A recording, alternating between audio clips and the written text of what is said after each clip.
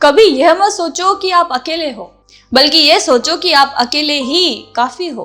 नमस्कार, मैं ट्विंकल वैष्णव विकास Sharma official channel पर आपका फिर से स्वागत करती हूँ। आज फिर एक नए थॉट के साथ आपके साथ। एक बार की बात है, एक शिष्य अपने गुरु का बहुत ही आदर और सम्मान किया करता था और गुरु भी अपने शिष्य से बहुत स्नेह करते थे। लेकिन वह शिष्य अपने अध्ययन के प्रति आलसी और स्वभाव से दीर्घसूत्री था। सदा ही स्वधाय से दूर भागने की कोशिश करता था तथा आज के काम वह कल के ऊपर छोड़ देता था। इस वजह से गुरुजी चिंतित रहने लगे कि कहीं इनका यह शिष्य जीवन संग्राम में पराजित ना हो जाए।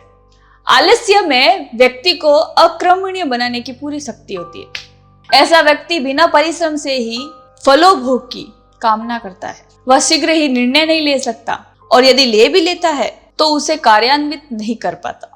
यहाँ तक कि अपने पर्यावरण के प्रति भी सजग नहीं रहता और यह न तो भाग्य के द्वारा प्रदत्त सुअवसरों का लाभ उठाने की कला में ही प्रवीण हो पाते हैं।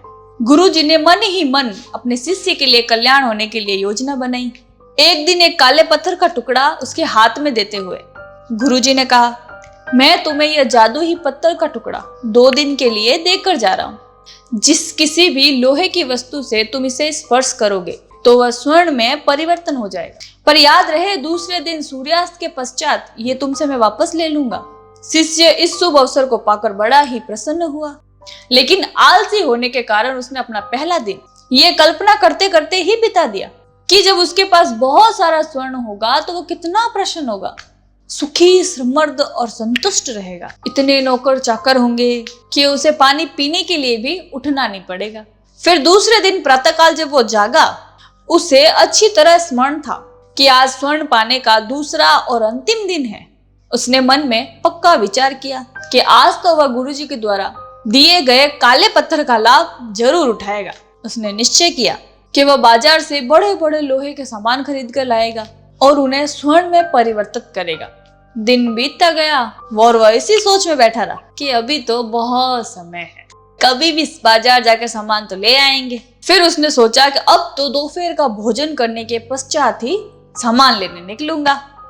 पर भोजन करने के बाद तो उसे विश्राम करने की आदत और उसने बजाय उठ के मेहनत करने के थोड़ी देर आराम करना उचित समझा। पर आलस्य से परिपूर्ण उसका शरीर नींद में खो गया और जब वो उठा तो सूर्यास्त होने को था और फिर वो जल्दी जल्दी बाजारों की तरफ भागने लगा। पर रास्ते में ही उसे गुरुजी मिल गए। उनको देखकर ही वो उनके चरणों में गिरकर और उस जादुई पत्थर को अपने पास एक दिन और रखने की याचना करने लगा। लेकिन गुरुजी तो माने ही नहीं और उस शिष्य का धनी होने का सपना चूर चूर हो गया। पर इस घटना की वजह से वह शिष्य को बहुत बड़ी सीख मिल गई। उसे अपने आलस्य पर पछतावा होने लगा। वह समझ गया कि आलस्य उसके जीवन के लिए अभिशाप है और उसने प्रण किया कि अब वो कभी भी किसी काम से जी नहीं चुराएगा और कर्मठ, सजग और सक्रिय व्यक्ति बनकर दिखाएगा।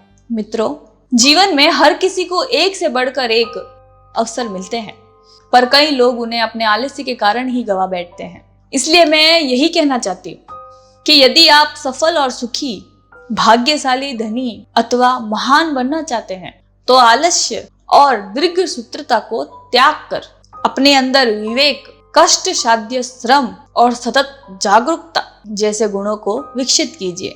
और जब कभी भी आपके मन में किसी भी आवश्यक कार्य को टालने का विचार आए तो स्वयं से प्रश्न कीजिए, आज ही क्यों नहीं, काल करे सो आज कर, आज करे सो अब,